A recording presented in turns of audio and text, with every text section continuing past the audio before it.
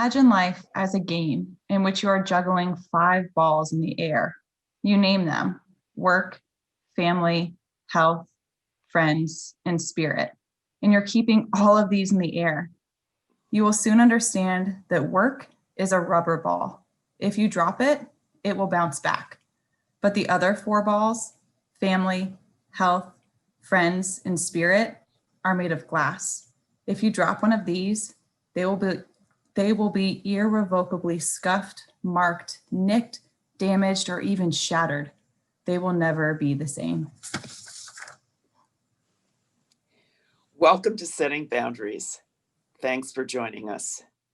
This session has to do with the ongoing adjustments we all have to make in integrating work and life while seeking harmony and synergy. We are Women of Wesleyan, a very, very special community. Remember those wonderful discussions you had on campus after a class, while taking a study break, or in the dorm? Think about this session in the same way. We are here to have a conversation. It's our hope that something will inspire you to share or to ask a question. I believe that you received copies of the biographies of the panelists, and that should serve as an introduction. The goals of the session are for you to leave feeling empowered, to be emboldened in who you are, to be emboldened in determining your choices, and to get started on the work of going deeper to the inner self and feeling good about the choices that you make. I would like to just remind the speakers to mute their mics when they're not talking. The session is being recorded, and you can go back and reference it if you need to, or suggest it to friends. And if you choose to use the chat feature, we invite you to mention your name and your class if you're so inclined.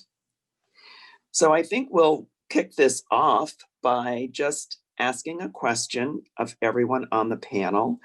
And we'll start with you, Sam. I love the fact that our panel is represented by people from a wide span of classes. So the first question is, what about your life has changed in the past 6 months? Well, Diane, I think a lot has changed for all of our lives, but in mine specifically, I am a mom to 2 young children. I have a 1.5-year-old and a 5-year-old. And in March, we were plugging along. I was a full-time working parent. Both of my children went to school or daycare full-time. And then COVID happened, and their school actually shut down for a few months. And I became a teacher and a full-time employee and a partner. And there was just a lot happening all at once. And the quote that I started off reading was about juggling all of the balls in the air. And I started to feel like a circus performer. So other than taking on the role of early childhood educator about 7 months ago, I actually dropped a role also because I am not very good at juggling all of those balls. So I received my last paycheck from my employer literally yesterday. So I resigned my role at Nationwide Children's Hospital, where I was working as a project manager in the beginning of October. And I'm working as a consultant still, but I think that my whole life has really been turned upside down in the way that I am reprioritizing work and life and my children and my family home. And it's certainly been an interesting last 6 to 8 months. But yeah, I think a lot has changed, but definitely my role and how I define what work looks like these days. Thanks, Sam. Catie, would you like to go next? Oh, certainly. So first, hello, I'm so pleased to be here and to have this opportunity to join my fellow panelists and Diane and the entire university all of the representatives from the university, including those who are working so hard to put on this remote event for all of us. I just wanted to really acknowledge and thank them before I even got started, but I'm thrilled to be here.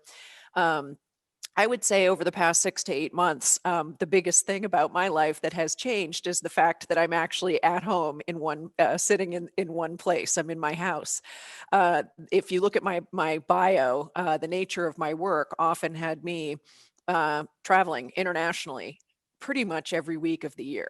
And so it's a pretty extreme change when all of a sudden, not only am I grounded, but so many of the groups that I've typically worked with in various capacities are also grounded, and everyone needs to figure out a new way of making sure that business continues in a very effective way. And so I would say that because of that, I've now been able to be working from my home in Maine, and to be home with my husband and with my dog full time now for many, many months. And I'm delighted to say we actually all still really like each other a lot, which is a nice thing. We're proud of that and grateful for that. Because as each of you know, that's not actually, it's just adjustments. It's figuring out new ways of approaching things.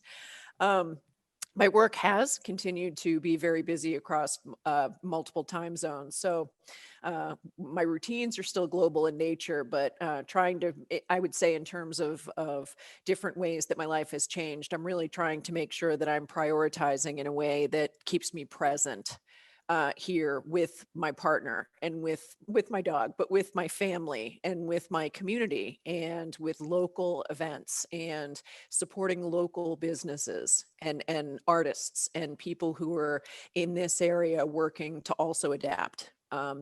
So it's actually in that way, it's been, as we all try to look for some silver lining, in a way that has been a really important choice that I've been able to make sure that I'm being present. While I'm staring at a video screen for many, many, many hours of the day, I'm also trying to make sure I'm being present for those other things that really matter, especially during these times. So I guess I would pause there. Okay, thank you. Sophia. Yeah, hi everyone. Just so delighted to be here. And I guess the biggest way that my life has changed in the past 6 to 8 months would be when the pandemic really started in March. I was still a student at Ohio Wesleyan, and I felt like the biggest concern I had was being a senior and getting good grades, finding a job upon graduation. But then the pandemic really shifted gears for me. I am also an international student, so I found myself making a decision whether I wanted to be home with my family versus staying in America and completing my degree and being able to find a job and, really get something out of the 3 years that I put into an education. And so it was definitely really difficult shifting my identity from being a student to working full-time, also remote. Sometimes I think about it, and I've never really met anyone at the company I work for in person and never interacted with them. And I started my career working remote, and I feel like it's so easy to say that now, but we really don't understand the impact that that has on us, because we're really not getting that personal communication with the people around us. So that's been something that's been difficult and challenging within the pandemic. And also just, again, like decision making, like whether I wanted to be at home with my family in Pakistan or wanted to stay in America. And I feel like it's really shown me the different ways that I can reprioritize my life. And it's something that we all probably wouldn't have learned to do if we weren't faced with the pandemic. So yeah. Okay, well, thank you. So my own personal experience is that two things profoundly affected me. First of all is the pandemic and the isolation that caused. And then I lost my husband to COVID in March. So that was an incredible adjustment to make at a time when we are not generally with friends, at a time when we're isolated. I decided to respond to an offer that was made to me to join some friends in Arizona. We rented an Airbnb, and there were 10 of us who had had our 2-week sequestration before coming, and we did not fly. We all drove to the point in Arizona. I live in California. And being with those people in the fellowship of human interaction really, really helped me a lot to work through my grief. And it was rather a bold move on my part. And it was also allowing myself to be vulnerable to accept the help that was offered to me at that time. So that's how my life has changed. I think the next question has to do with one thing that you did pre-pandemic that has been really helpful to you during the pandemic.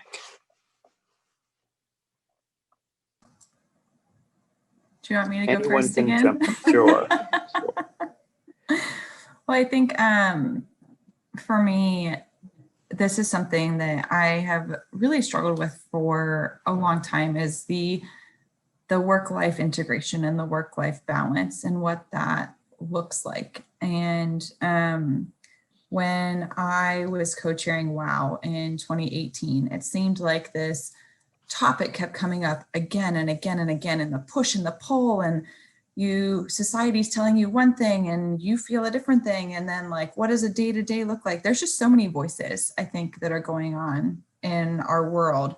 And for me, I have struggled ever since having our first child, who's now 5, of the identity of mom and employee, and kind of how to balance both of those. And I think because it has been such a struggle, something that I did before the pandemic that's actually helped me during the pandemic is on Black Friday of 2019, this preschool curriculum teacher who I've been following put her curriculum on sale. And I was like, yes, Black Friday sale. I'm going to buy that curriculum. I'm going to be a stay-at-home parent.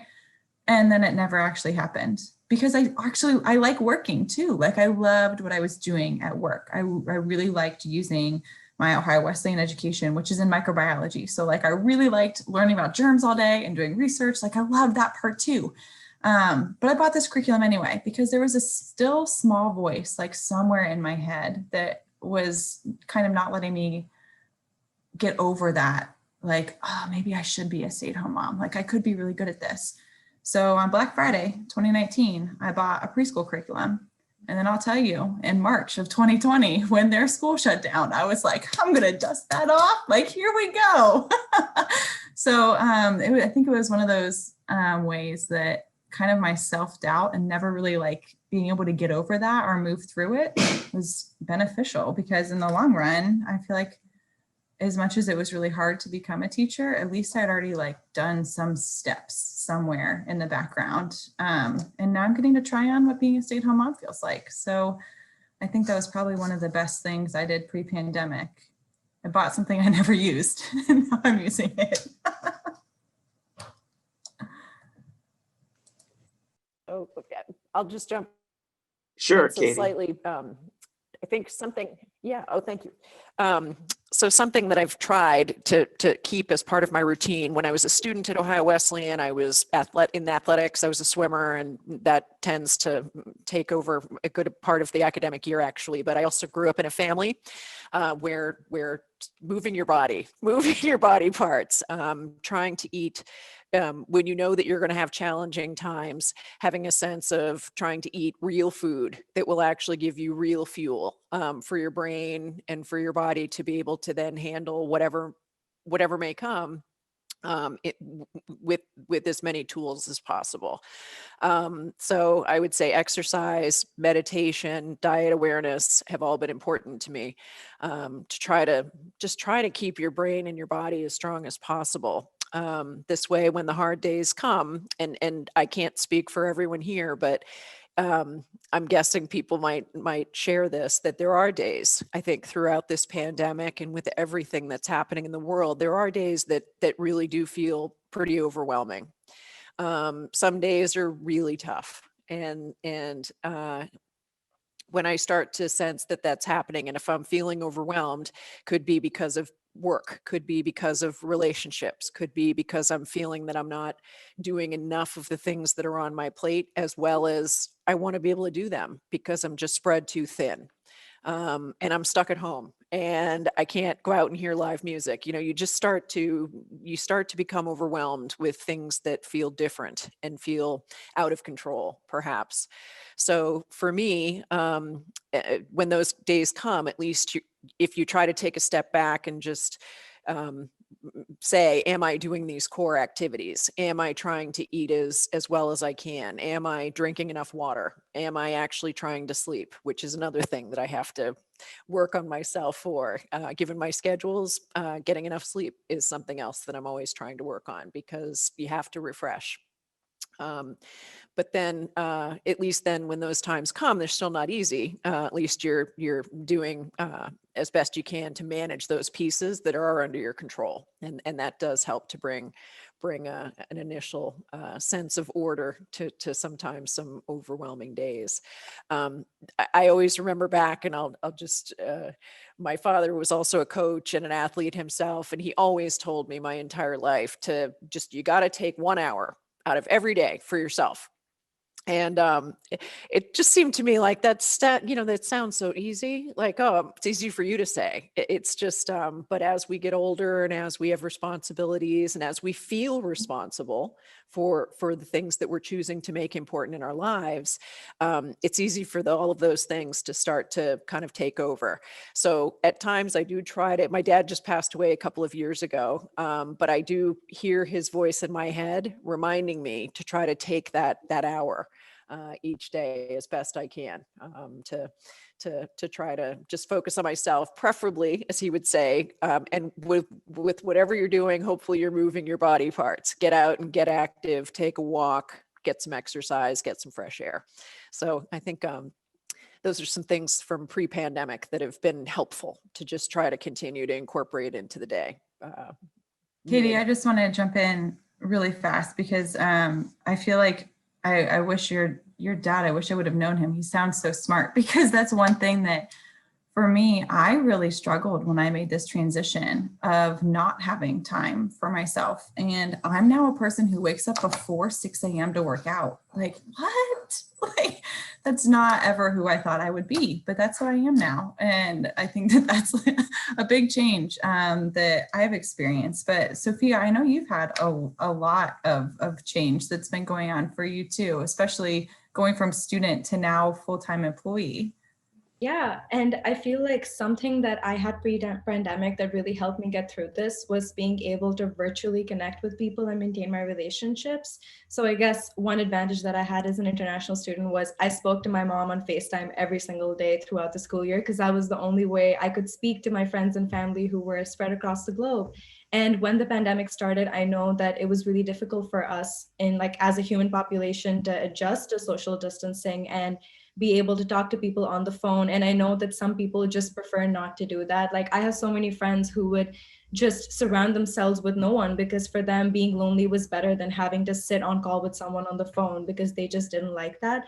But for me, that was something that definitely helped through the pandemic, because I was able to pick up the phone and call a friend or family member whenever I felt a little lonely or just, detached from the world. So I feel like I was able to socially distance myself, but my relationships weren't compromised in any way. And I was really able to surround myself with people throughout these past 6 months. And that's been super important to me through the pandemic. Yeah, I think that's really an important point that you're making there. The idea of being isolated and then using your own ingenuity to find a way to connect with people. I've done the same. I typically take a trip to New York every year to visit with some, believe it or not, friends from high school. And not being able to do that this year, I really missed it. And now I talk to them once a month virtually. And ordinarily, I would just see them once a year. So that's really impacted my life in a different sort of way, in that I connect with my friends more often.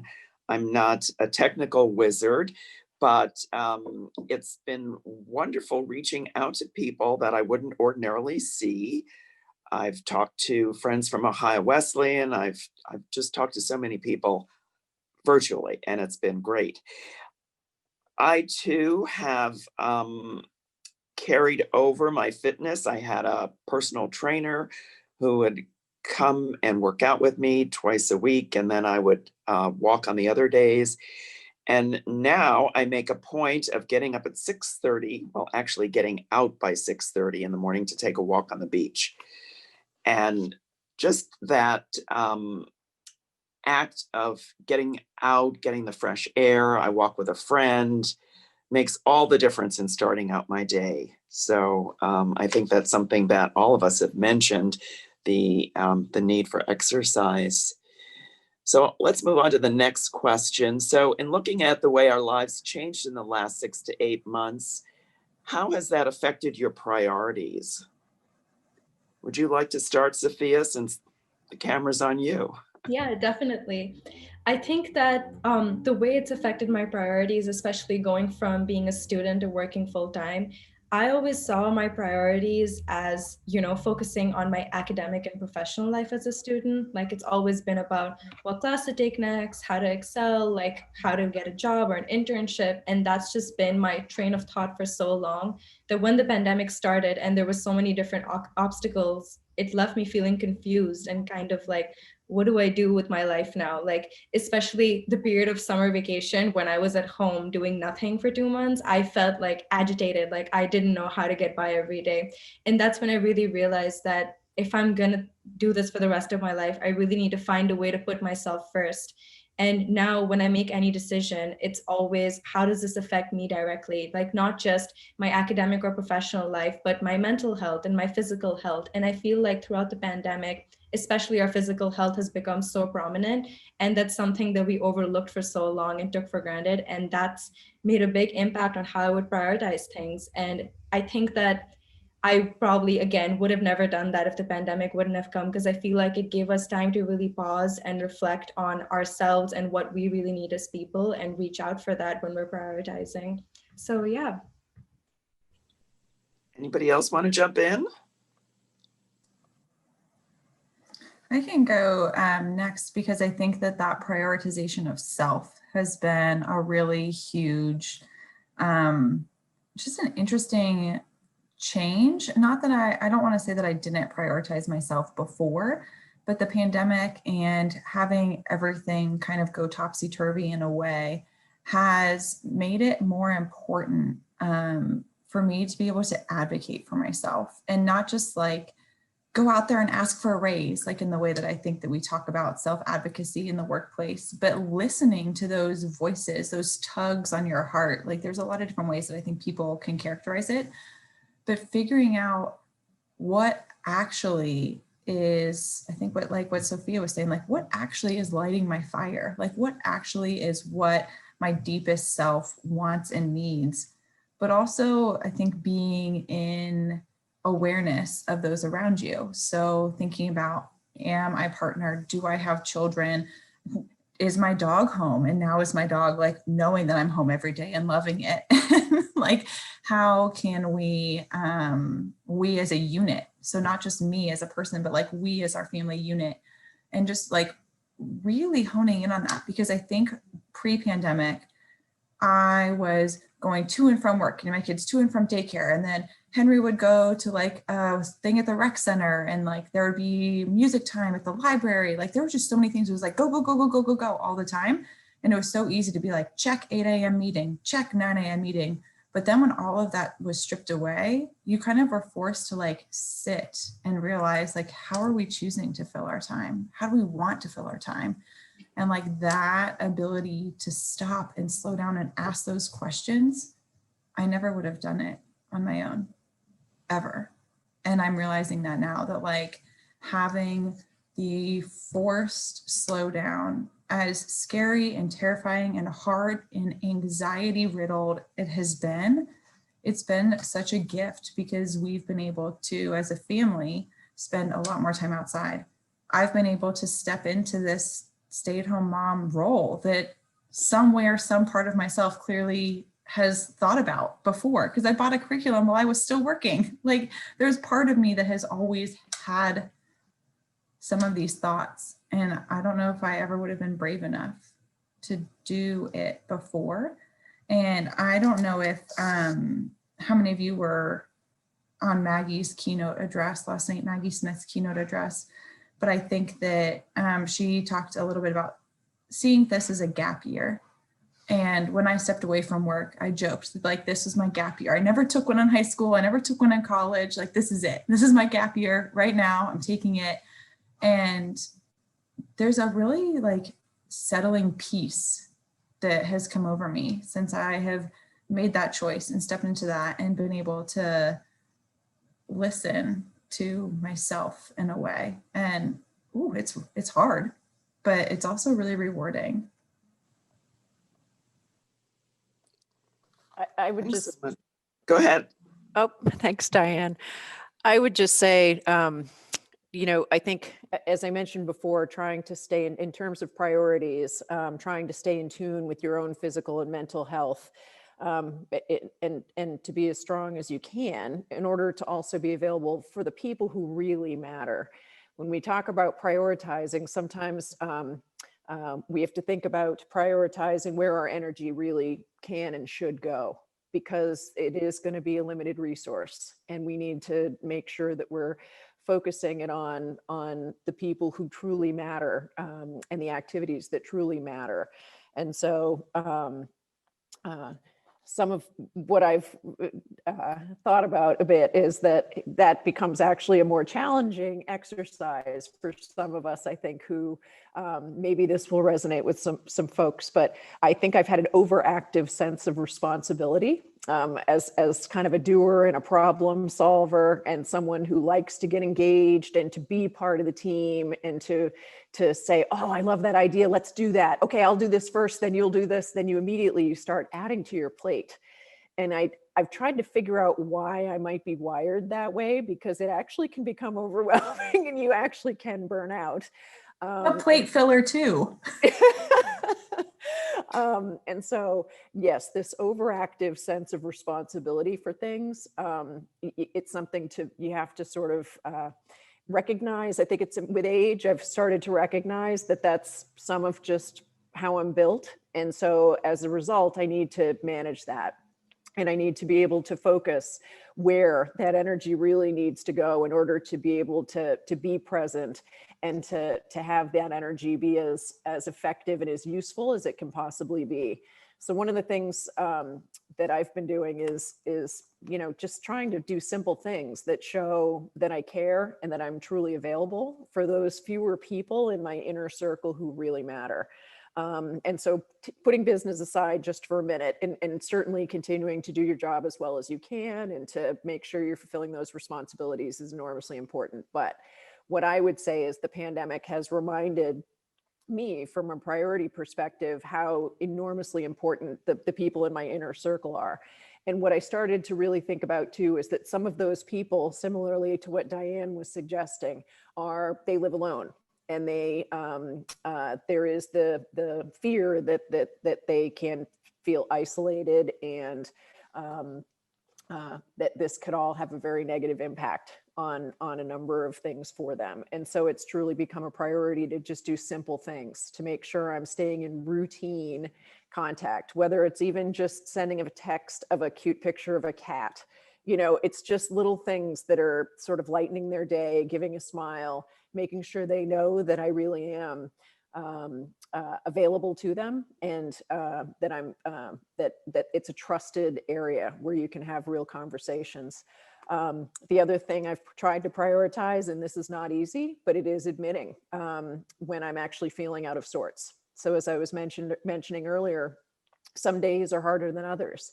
And so when those hard days come, I've worked on ways to really, in the business environment, have constructive and professional ways to make sure that I'm actually saying, I probably have a bit too much on my plate. Let's take a look at some things, figure out how we can rearrange, maybe delegate, and establish some additional support for things that need to get done, so that I can make sure I'm focusing in the right areas. From a personal perspective, I would say it's being able to actually trust my inner circle, where I can reach out and say, having a rough one today, send me virtual hugs, love you all. And it's knowing that they actually will do that because they know I would do the same for them.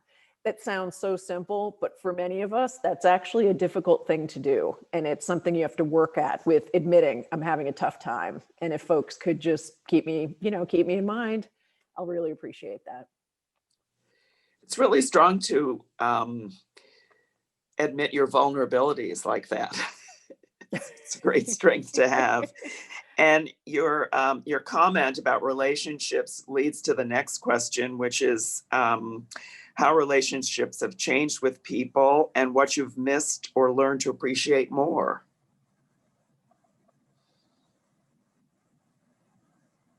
I think I certainly appreciate cat pictures. So Catie, I feel like we are cut from the same cloth.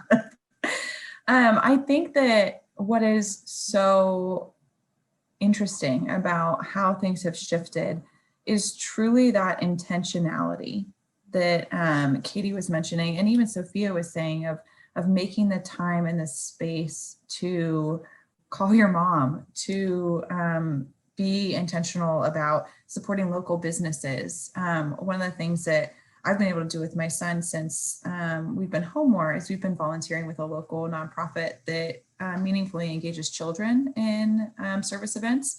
And we've been providing lunches to families at our local food pantry. And we've been able to have conversations about homelessness in our community and the effect that the pandemic has had on so many families, I mean, across the United States, but even in our neighborhood. And in some of these relationships, with that intentionality, with that kind of deeper dive that some of us are being forced to do, I think that my relationships have changed to be more open and more vulnerable. And as hard as it is to say, I need help, I have learned new words and new ways of saying, like, I need time. I am overwhelmed. Mommy is touched out. I need to take a break. And I don't know if those are things that I have always been the best at saying. And like, man, there's some deep self-work that has to happen sometimes to get in touch with your emotions enough to be able to say that.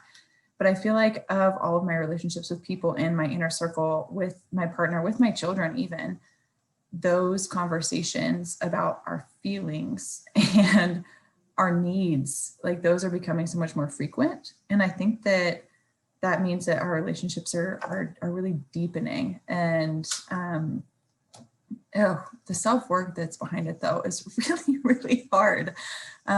So I think that that's really how my relationships has changed, truly, is kind of letting down some of those walls that maybe our fast-paced lives allowed us to kind of keep propped up. Thanks a lot. Sophia, did you have any comments? Yeah, I think based on what Catie and Sam said, the biggest thing that changed for me with my relationships was really being able to establish an inner circle of people that I trust. I think when the pandemic started, it was really hard figuring out, like, who can I meet? Like, who would be taking the same measures with COVID? Like, who's comfortable doing this or that? And that had so many questions regarding the people in my life who actually genuinely add value to it, and how I've been able to develop a more meaningful relationship with them rather than kind of forcing myself to meet someone I didn't really want to meet before the pandemic. And that's been something, like, I know that sounds really weird saying it out loud, but there are some people in my life I felt like I genuinely didn't want, but I felt this kind of social obligation to keep them there. And once the pandemic started, it showed me to really put myself first and reevaluate who adds value and helps with that self-work that we've been talking about. So I think that it's something that's really important, and I'm so grateful that I've been able to do that. That's another, go ahead. Go ahead, Diane. No, please. Go ahead. As Sophia was speaking, this phrase comes to mind that a friend of mine has used, and at where Sophia is in her journey, I would say I didn't quite have the same mentality necessarily. So the pandemic has reinforced it for me. But when it comes to your circle and the people truly that you can trust, it's in your friends, it's almost the family you choose. But it's what they said was, I'd rather have 4 quarters than 20 nickels any day. And so meaning it, Yes. if you can have 4 people, I mean, what a gift. If you can have 4 different people in your life that you truly would trust with pretty much anything, that's way better than trying to spread, all of that across a bigger group of people. I think that's been reinforced for me in terms of relationships through the pandemic. The other thing I would say, and this is building on something Katie Webster said to us during one of our previous calls, was being proactive in actually just doing things for people that matter. So rather than sitting around and responding if someone asks for help, instead, if you recognize that people might be in a situation where they could just use you doing some grocery shopping and leaving it at their front door, ringing the doorbell or knocking and then leaving, that's just something, just do it. It's something that people will never forget, and probably neither will you. So being proactive in terms of how you reach out is the other thing I would say. Yeah, that's great. I am thinking of what Sophia had to say earlier. I am guilty of being a workaholic, and workism ruled my life for a while. And when I finally retired, I felt so burned out. And I had many relationships to repair because relationships weren't really a priority for me. They just kind of fit into my life in the little pockets where I could put them. And the pandemic gave me an opportunity to stop and really reassess. I had been doing the work of building relationships or rebuilding them, but what Sophia said really hit a nerve in terms of looking at who adds value, or the quarters versus the nickels situation. And I've made a decision to actually relocate from California to Arizona to live with some people who really add value to my life. It's the same people who invited me to come and be with them after my husband died. And that was such an amazing experience that I am uprooting myself and relocating, and I think it's a great decision. So relationships are really important, and I think the pandemic has helped us to determine who is important in our lives. And as Katie said, ways to be proactive and to do things for people. It's a good thing. So I think the final question is going to be if there are areas of personal growth that you've realized or been able to work on during the pandemic. You're on the screen, Katie, so let's hear your comments. All right. I'm actually going to echo something that really resonated for me during Maggie Smith's remarks during the keynote last night. And what she said was that there are no merit badges for having handled something on your own and just handling every element of it by yourself. There's no merit badge for that. And so what I would say is that an area of self-work continues to be it is asking for help. It's taking a step back, taking a deep breath, making a list of all the things that are currently on the plate, determining perhaps, or the balls that you're trying to juggle, determining which ones of those actually don't even need to be in the circle. Get rid of them. So you reduce the number of balls that you're trying to juggle. Take a look at the items that maybe can be handled by someone else or a different way. Shift those, and then and accept that help, and know that that's a good thing. It's still going to get handled, and it's fine that you're not doing it yourself. And then finally, just again, recognizing which of those balls are the glass ones and the ones that you will have regrets to the extent you let them fall. And it's working on the fact and that you keep them nearby and precious to you.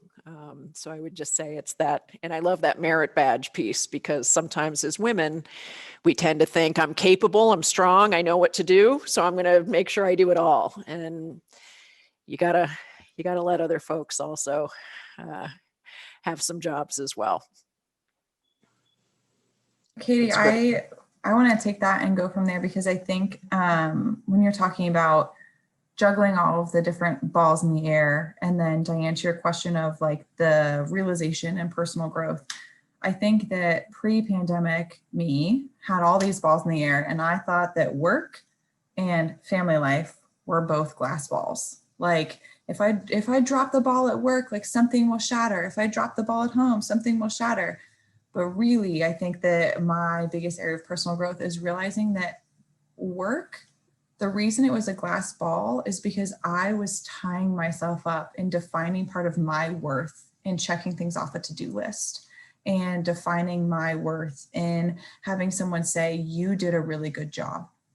And the thing with being in a work or an office environment is those are like usually pretty fast wins. Like you can turn around a project, you can meet a deadline, you can do all these things. And it's like almost instant gratification. Like you're moving the project forward, you're getting a grant submitted, you are opening a new protocol for a research study.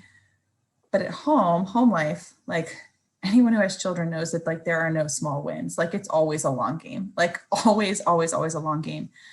And so they both in my mind were glass balls, but it's because I was putting value in them different ways. And when everything shut down and my 5-year-old, at the time he was 4, all of a sudden came home one day and never went back to see his friends again, it became so clear to me that like truly he was like a crystal ball. Like there was just so much that he needed from me. And I think for me, like redefining where I found value and accomplishment as a parent, it was just such a different way of defining it than at work. And I think my personal growth in realizing that like there are still so many valuable things about being a stay-at-home parent, and there's so much to offer. And it's definitely been a shift of like slowing down, learning new things, finding the good every day. But I also think that an area of growth over the last few months, as I've made that huge change, is recognizing the privilege that I have to make that choice, and realizing that I am in a situation with a very supportive partner in a home where we can make the choice for me to take a gap year or even a longer time. I mean, who knows? And recognizing that there are women who don't have the ability to put down the ball that is work. For them, that ball is just, it's glass. It's not rubber. It's not going to bounce right back up when they're ready to pick it up again. And I think reading stories about other people and staying open to learning about it and acknowledging like the true privilege of choice, like that's been huge. And I think that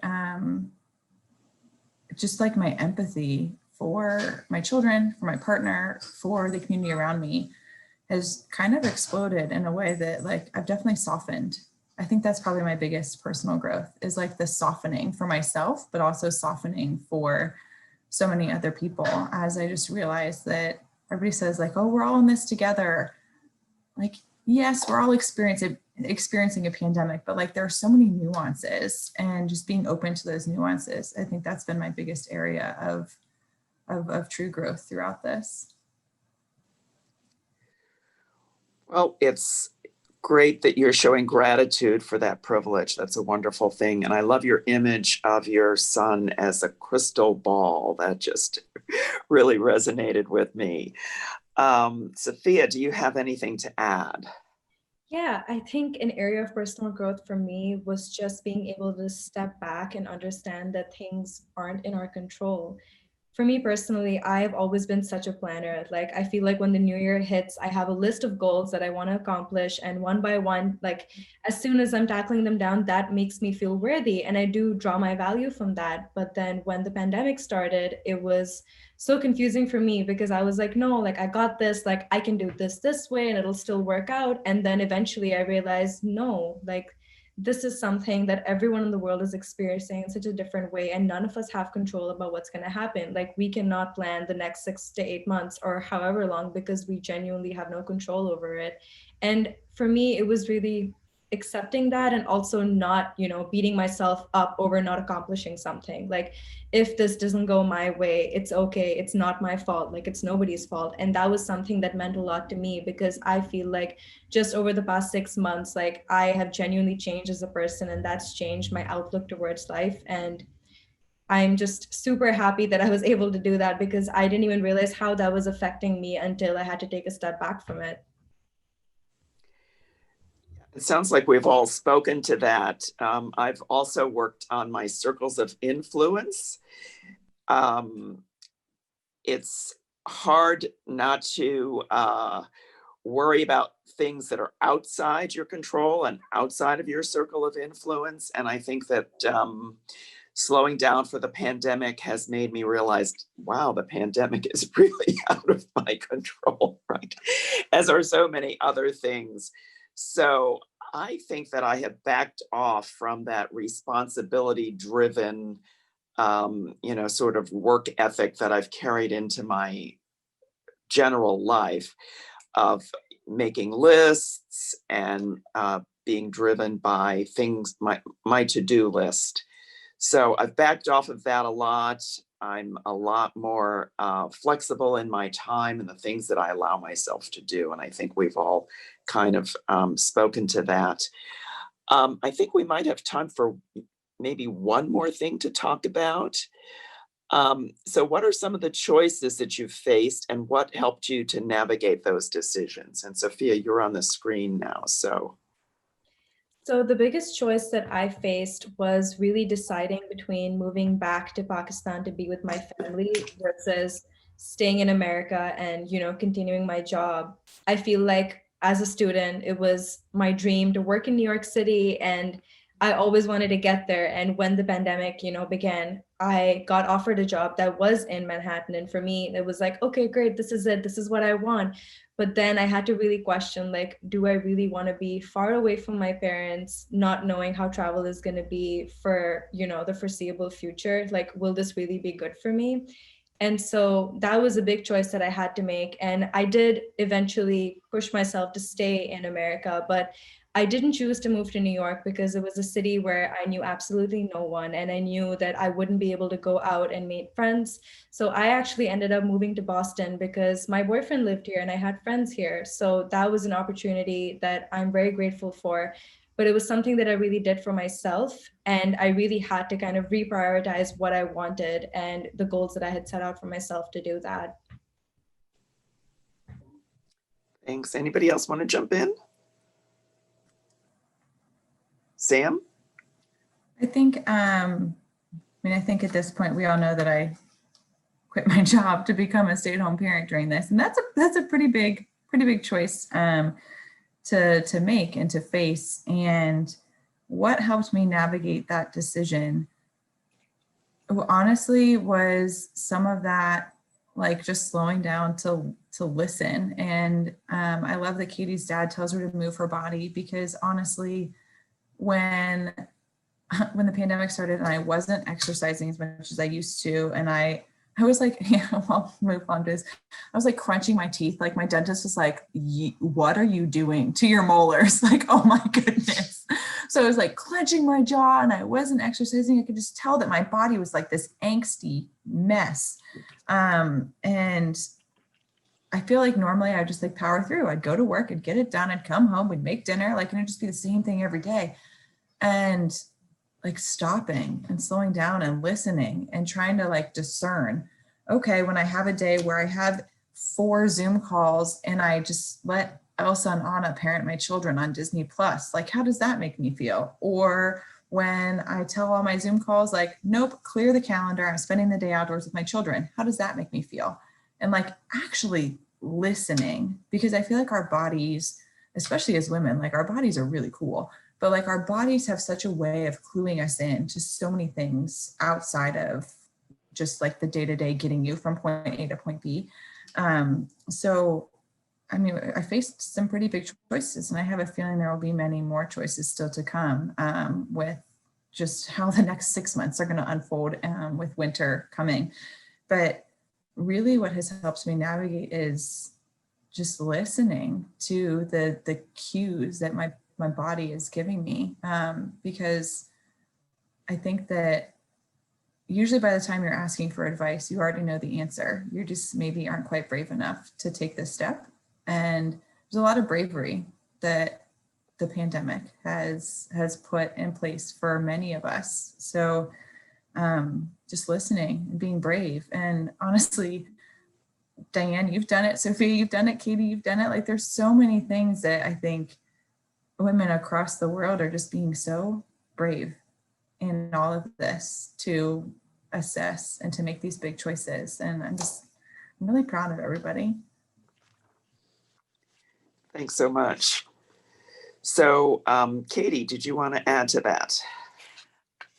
I think I would, at first I would echo something Sam said in terms of just being grateful for being in a position where you can make some choices around certain things. I really do recognize that it's a very, very difficult time. And so I'm grateful for being able to take a step back and determine what does make best sense under the circumstances, and which balls, might fit into different categories again, are the balls that we're juggling. And just, I'm grateful for the having the being in a position to be able to do that. But also, I would say it's just actually trying to remember to be kinder to myself and to the people truly who matter. Sometimes stress and anxiety and a feeling of uncertainty can make any one of us think and perhaps behave in a way that maybe we look back and say, where'd that come from?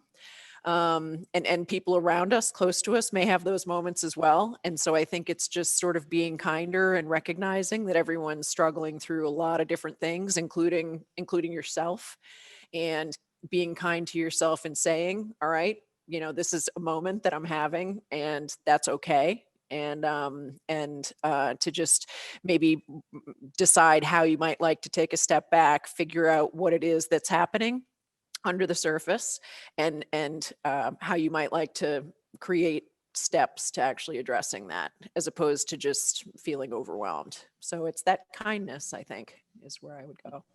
Wow.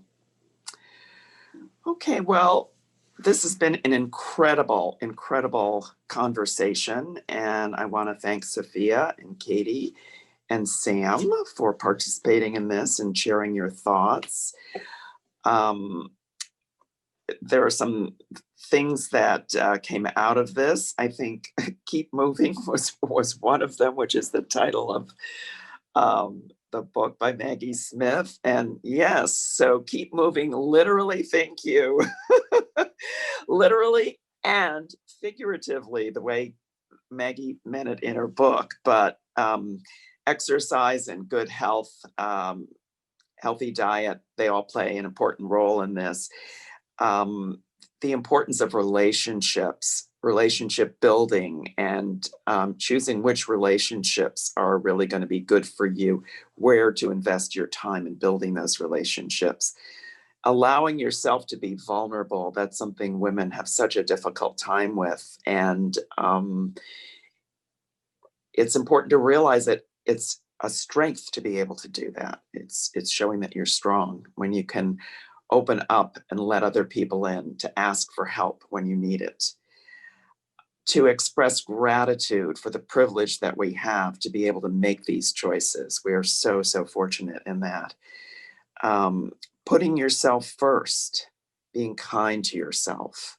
These are all things that we talked about in this discussion. And I don't know if any of our panelists want to add to that summary. Any final thoughts? I would only say I think it's very consistent with how Maggie Smith started last night with talking about this time of how we all just, it's about figuring out how to carry your load differently. Grammatically, I'm sure I'm not getting that right, but it's recognizing that we all have Each of us has our own collection of things that we need to continue to figure out during this very strange time. And it isn't that that's magically going to become easier. It's up to each of us to figure out how we're actually going to just do that slightly differently. Mm-hmm. Thank you very much, Catie. Anyone else? Okay, well, if you're attending the closing session, I should let you know that that's going to begin promptly at 2 p.m. The Zoom information can be found by clicking on the link in the chat, owu.edu/capital WOW exclamation point Zoom exclamation point in the chat. And in final comments, as we aim to grow the WOW program into a signature event for Ohio Wesleyan, I wanted to remind you that we're launching a new program, the WOW Speaker Series, that starts in January. So the discussion from WOW 2020 will be kept alive and kept relevant. And there will be information that'll be sent out to you at the conclusion of the WOW meeting, probably at the beginning of next week. We want you to know that your feedback is very, very important to us. We want to know what you thought about this session. Any suggestions that you have for improvements in the WOW program would be great to know. So I encourage you to fill out the survey that will be sent to you on Monday and share your thoughts about not only this session, but about WOW in general. So thanks again for being part of this special program. And as we close out today's session, I'd like for you to think of one word you'd like to share. And I'd like for all of you to share one word in the comments. Thanks very much. We'll see you in the closing session, hopefully.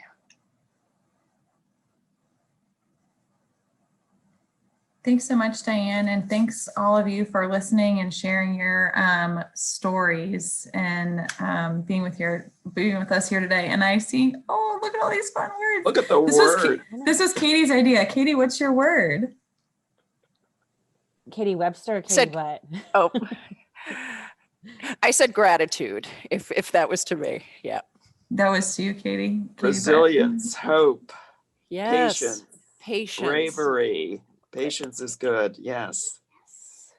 Community, hope, breathe. Yeah, Sally, we should all breathe and maybe unclench our jaws a little bit.